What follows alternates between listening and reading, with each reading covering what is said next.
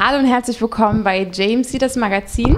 Ich bin Verena und heute in Frankfurt für euch, wo gleich Kings of Leon auf die Bühne gehen werden. Aber bevor die 4 Followers ihr Set beginnen, kommt eine ganz andere wunderbare Band, nämlich The Whigs. Und da habe ich den Schlagzeuger Julian neben mir sitzen.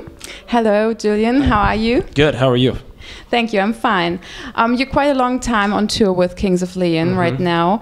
Would you say that this pretty much shaped the sound of your music, like these huge arenas? Well, I don't think it really shaped the sound, and we have a few records, but In the Dark is the first one that's getting released overseas. So we did tour with Kings of Leon also in the States, and playing on in these big stages, it does change a little bit, you know, how you play, and a certain approach and different ideas you might have sound really different in a room that big. So we like playing these rooms, but of course we still play smaller clubs when we're not touring with them. You will come back in February next year, is that right? Yes, actually. We'll be here, it's like mid-February we'll start in Germany. So would it be a headline tour or? Yeah, and there's another band from Athens where we're from, Dead Confederate. They're a great rock band, and we're going to do a tour together, like a co-headline thing.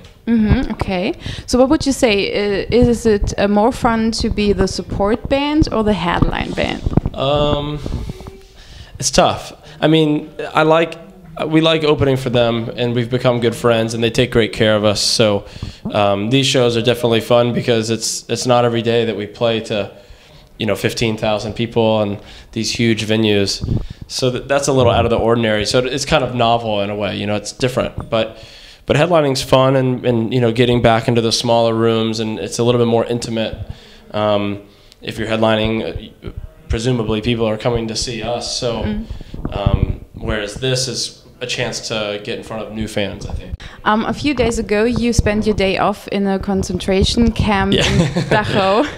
Not the whole day, but yeah. Okay, not the whole day. I think you're very interested in history, is that right? Because even your band name, The Whigs, refers to a political party of Britain.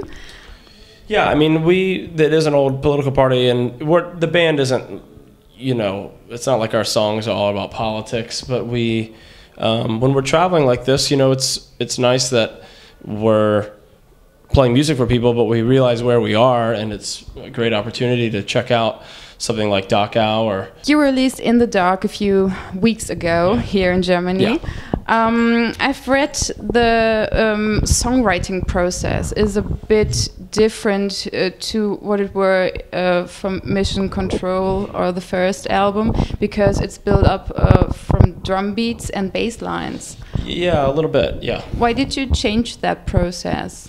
I guess it's not all that way, but some of it was Tim and I working on drum and bass lines, and I think just turning it around. Normally Parker, being the guitarist, would write a song and kind of present it to us. Well, time and time again, it was just an idea that actually he was sort of encouraging to say, well, let's turn it around so that it's not all coming from the same direction, because it might be something fresh, and also he was still going to write. I mean, there are songs that he would bring in on guitar, but it kind of made it so that we could write as much as possible, and he'd have songs, we'd bring in songs, and it sort of changed the dynamic, I think, of what the songs would sound like if they didn't start on guitar. So it was something that we just tried, and it was a lot of fun. I think, the next album could be totally different. It doesn't have to be any certain way. All the albums we've made are actually sort of different,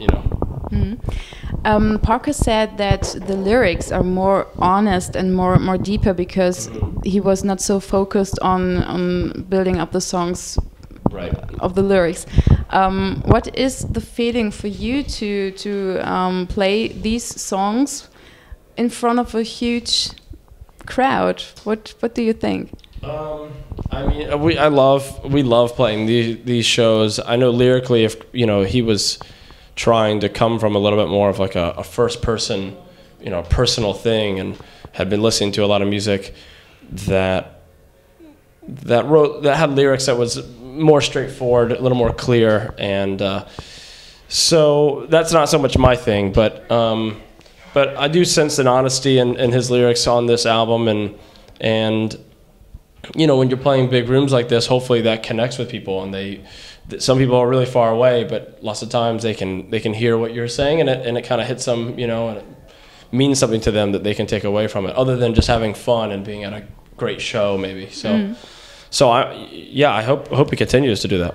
In the Dark is the song So Lonely, and you had a video shoot for that song, where you play in a room which is pretty messy, and it tidies up itself during the video. What does that mean? We didn't have a lot of time, and we decided to make the video recently, and we didn't really have any money to do it, so we just did it in one day on no budget.